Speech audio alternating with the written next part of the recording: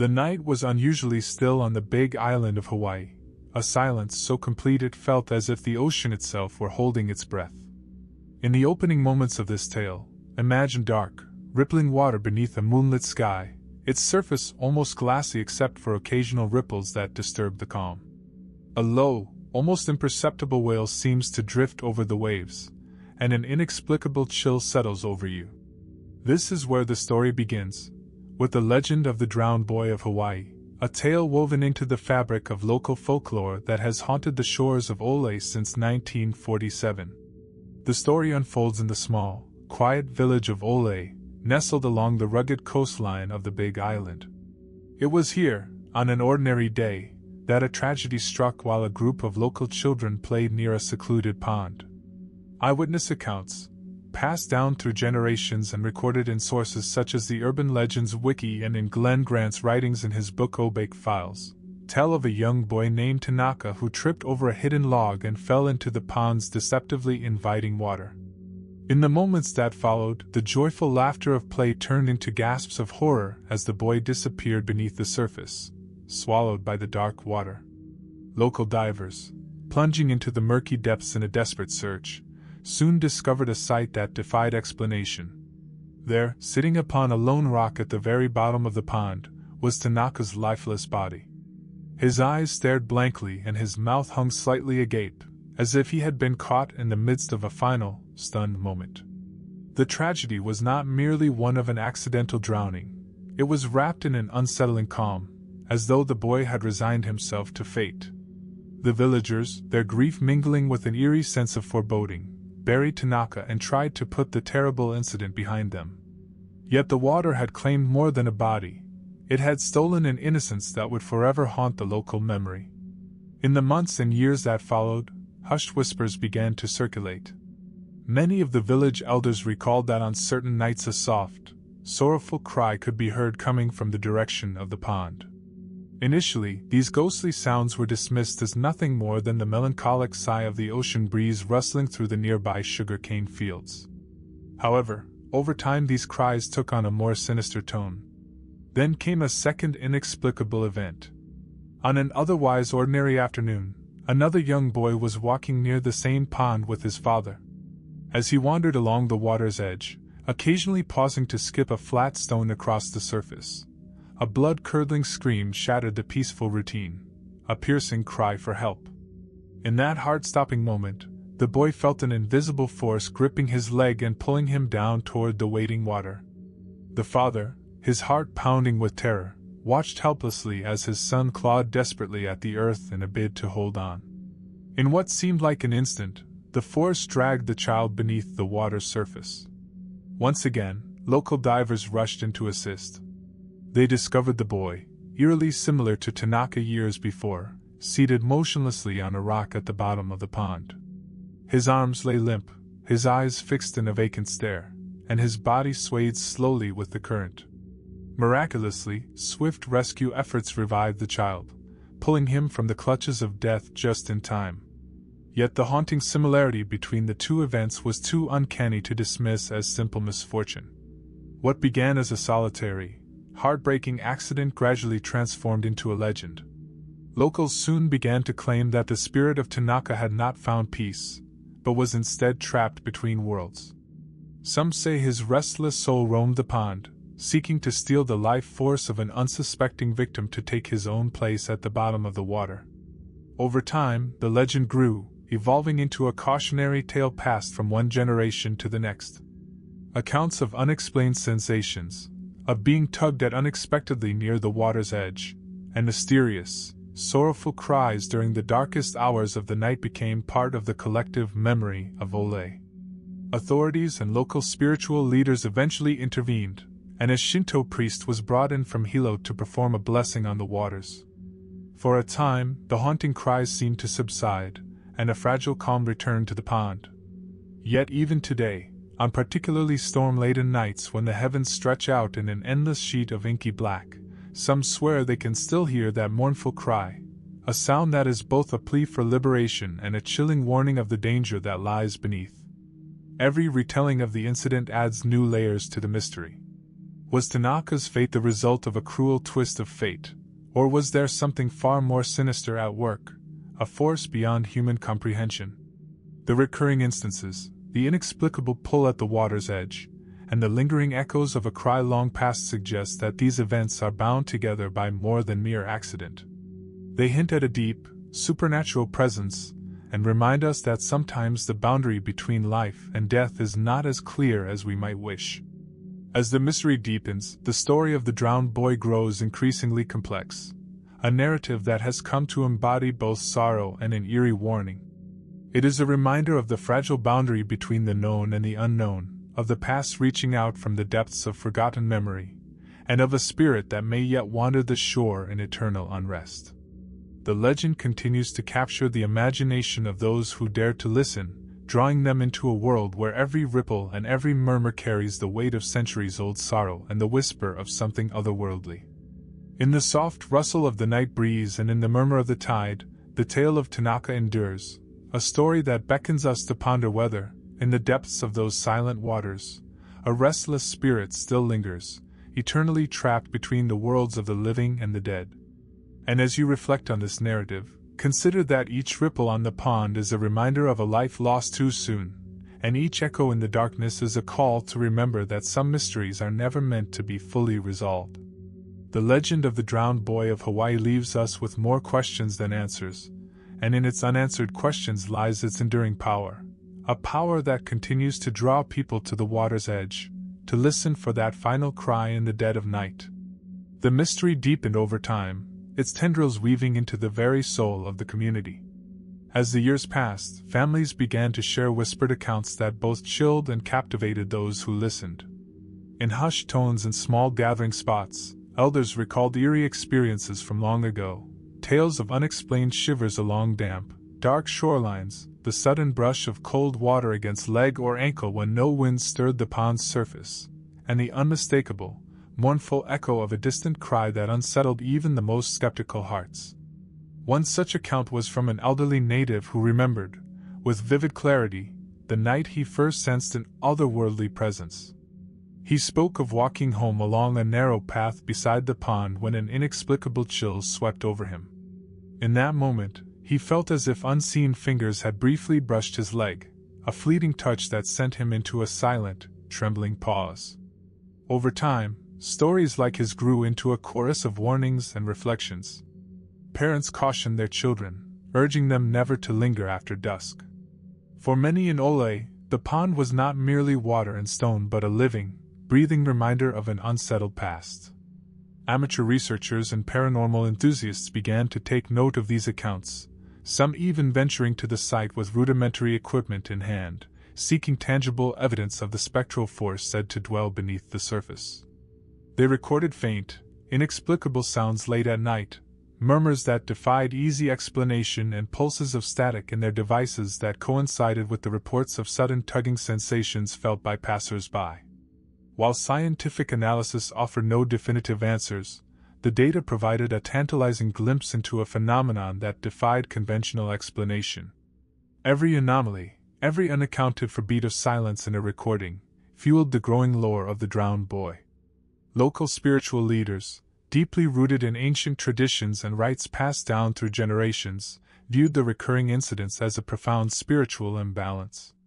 They explained that in Hawaiian culture, the boundary between the physical world and the realm of spirits is delicate. When a life ends under tragic or untimely circumstances, it is believed that the soul may wander, unable to find rest. Tanaka's accidental death, and the subsequent inexplicable events, were seen as an indication that his spirit, trapped by an unjust twist of fate, was desperately seeking liberation. Over time, rituals were performed and blessings offered in hopes of appeasing the unsettled energy. Yet, the marks of that tragedy continued to ripple through the community like an ever-present refrain. There emerged a duality in the accounts surrounding the pond. On one hand, some locals spoke of the spirit as sorrowful, a lost soul yearning for peace, its wails echoing with a quiet, melancholic plea for release. On the other hand, there were those who recounted a more malevolent aspect. In moments of vulnerable solitude, certain individuals described a force that seemed to actively pull at them, as if the ghost of Tanaka was reaching out to claim another life, to draw another soul into the watery depths. This dichotomy of emotion, grief entwined with anger, sorrow mixed with a dark desire for retribution, was at the core of the evolving legend. It raised unsettling questions about the nature of his spectral presence. Was it a cry for help from a spirit trapped by circumstance? Or had the tragedy somehow warped his essence into something vengeful? Interviews with longtime residents revealed layers of meaning behind these events. A respected village elder once explained that in Hawaiian tradition, tragic events are never entirely forgotten. They become part of the land's memory, interlaced with the mana that courses through every rock, tree, and ripple of water.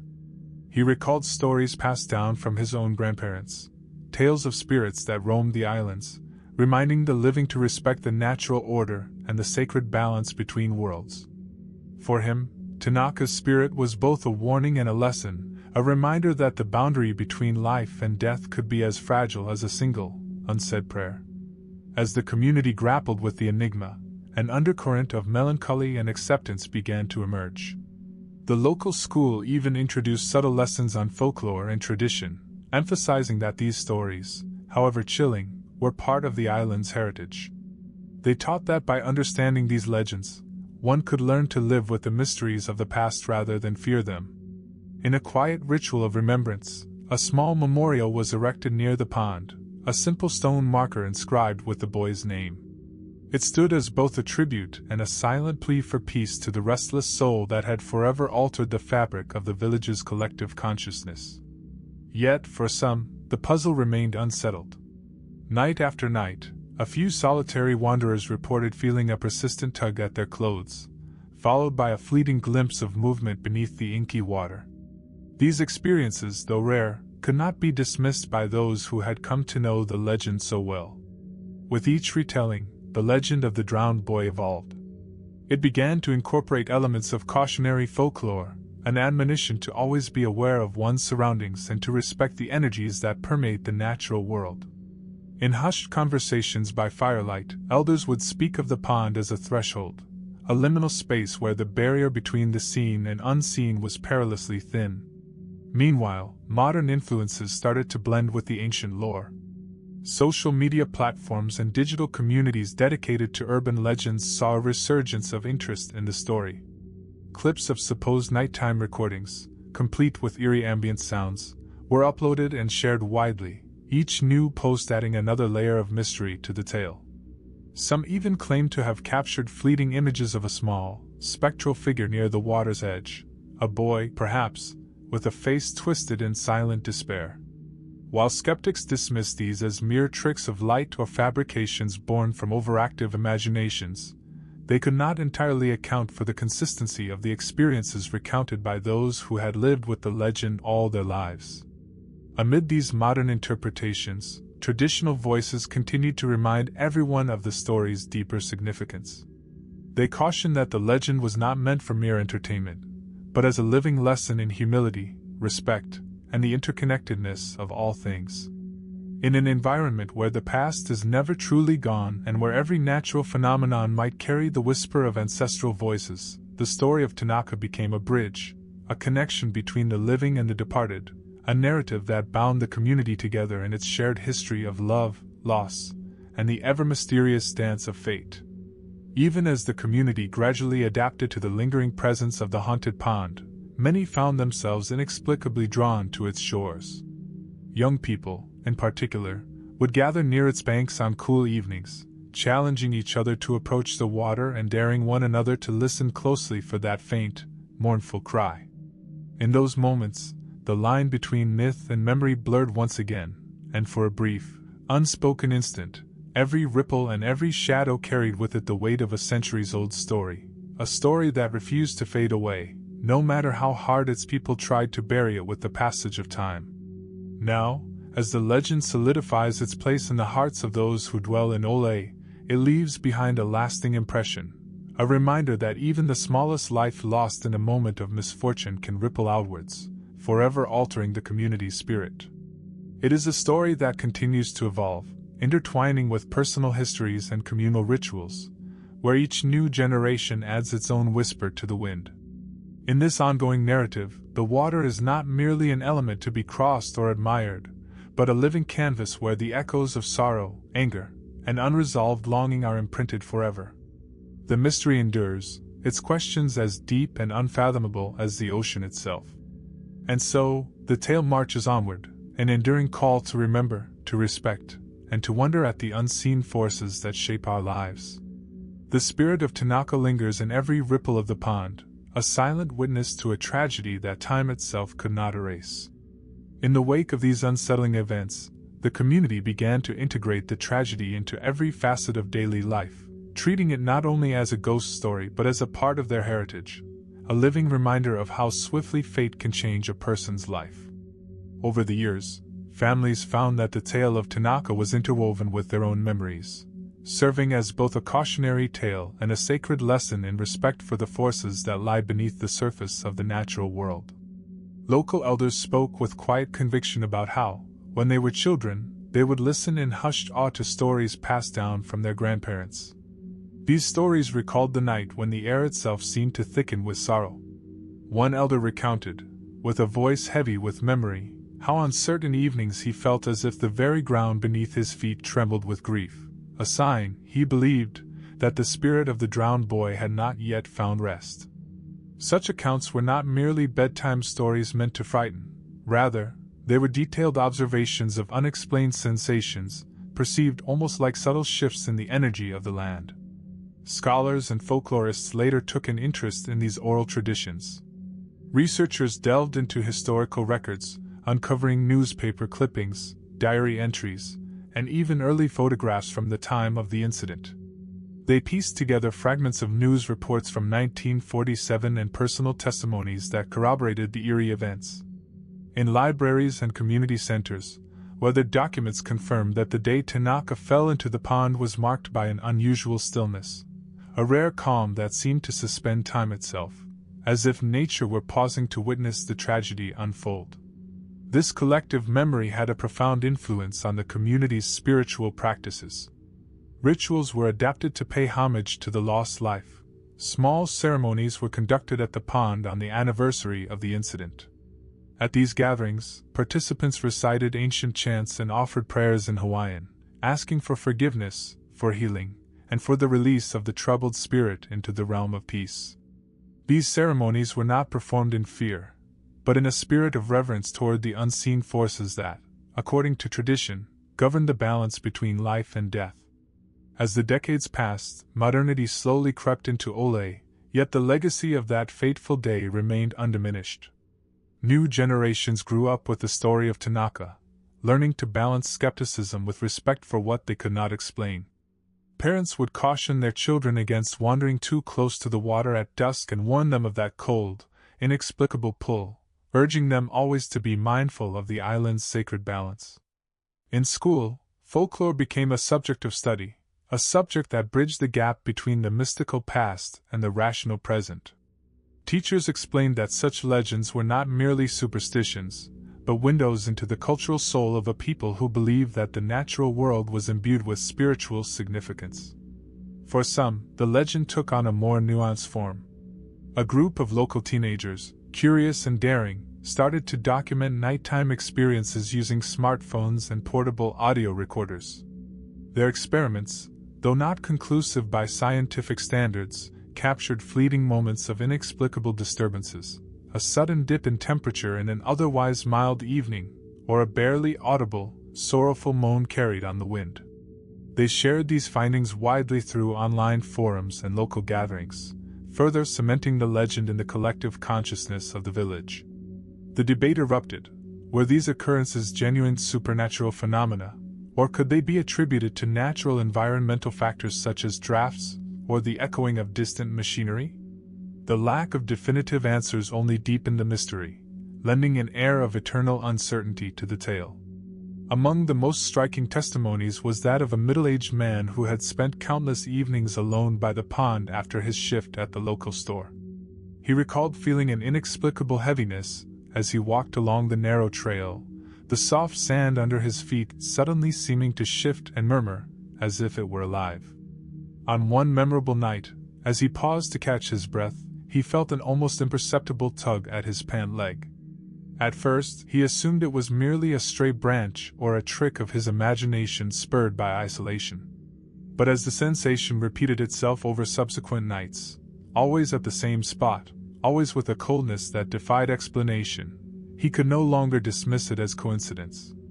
His experience was shared in intimate community gatherings, where his measured tone and sincere reflection moved those who listened. He described the sensation not as a violent pull, but as a persistent, gentle urging, as though the spirit of Tanaka were inviting him to uncover a hidden truth beneath the water. Local kahuna, priestly figures well versed in ancient rites, viewed these recurring sensations through the lens of spiritual imbalance. They argued that when a life ended in such a sudden and tragic way, the natural order was disrupted. In their ceremonies, special prayers and chants were performed to restore harmony to the energy of the place. One kahuna recounted that he had witnessed a slight diminishing of the phenomenon after a particularly solemn ritual, yet he maintained that the spirit's sorrow was not so easily quelled. To him, the ghost was a living reminder of the delicate interplay between destiny and nature, a force that insisted on being acknowledged rather than forgotten. The duality of Tanaka's legend, his spirit portrayed both as a lost soul seeking solace and as a vengeful presence demanding a substitute life, provoked deep reflection among the villagers. Some came to see his cries as an expression of eternal remorse, a yearning for the love and connection he never had the chance to experience. Others interpreted the recurring events as a cautionary mirror, reflecting the harsh realities of the natural world where every action has a consequence. In moments of communal introspection, elders would explain that the legend served as both a reminder of the fragility of life and a call to respect the natural order. Losing a child in such tragic circumstances was not merely an accident. It was an event that resonated with the forces of nature and spurred a cycle of spiritual imbalance. In more recent years, the legend of the drowned boy has also taken on a symbolic role in the community's struggle to preserve its cultural identity.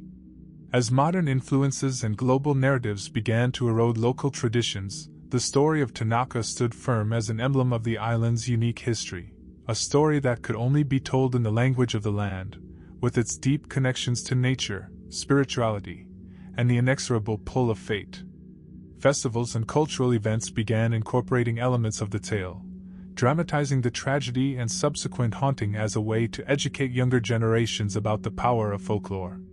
Plays, songs, and even local art installations drew upon the imagery of the quiet, relentless pond and the sorrowful cry of a boy lost too soon. This enduring narrative captured the imagination of storytellers beyond the borders of Ole. Documentaries on local television and segments in regional magazines explored the legend, interviewing elder residents and spiritual leaders. Each retelling, though differing in detail, preserved the core elements of the tragedy: the sudden loss of a life, the mysterious appearance of the body on the rock, and the inexplicable incidents that followed. Through these various lenses, Tanaka's story became a shared cultural touchstone, inviting both rational inquiry and heartfelt reverence. Despite the many interpretations and adaptations of the legend, one truth remained unchanged in the hearts of those who lived with its memory: the water, with all its serene beauty and hidden depths, had forever been marked by loss and longing. Every ripple and every gust of wind along the shoreline evoked a quiet reminder that not all stories end with closure.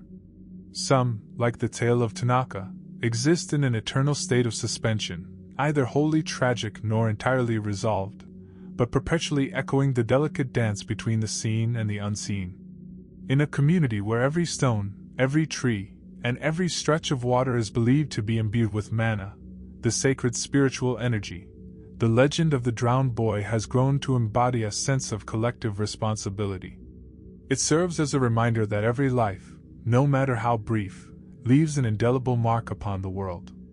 Even in modern times, as concrete and technology gradually replace natural landscapes, the spirit of that lost child is said to linger in the quiet moments, urging those who pass by to remember the past and honor the mystery that binds them to their ancestors. Now, at the turn of the decade, as the island faces new challenges while striving to remain true to its identity, Tanaka's legend offers a poignant message: that the mysteries of life are often hidden in plain sight, and that the echoes of a single, tragic moment can ripple across time, influencing generations to come. It is a reminder that the loss of a young life can never be wholly forgotten, but instead becomes part of the community's soul, a ghost story that is as much about healing and respect as it is about fear and the supernatural. In many ways, the legend of the drowned boy of Hawaii is a living narrative, shaped by the interplay of memory, emotion, and nature. It invites each listener to ponder the boundaries between what is real and what is imagined, and to consider that perhaps the true mystery lies not in the events themselves, but in our enduring need to find meaning in the inexplicable. As long as there are hearts willing to remember and voices willing to recount the tale, Tanaka's story will continue to flow like the water of that ill-fated pond, ever moving, ever mysterious, and forever entwined with the spirit of the land. Thus, the legacy of the drowned boy endures, a bittersweet meditation on life, loss, and the unyielding power of a single moment to transform a community's destiny. His silent cry remains a testament to the fragile nature of existence, echoing across the years as a reminder that even in the deepest darkness, there lies a call for compassion, understanding, and the acceptance of life's eternal mystery.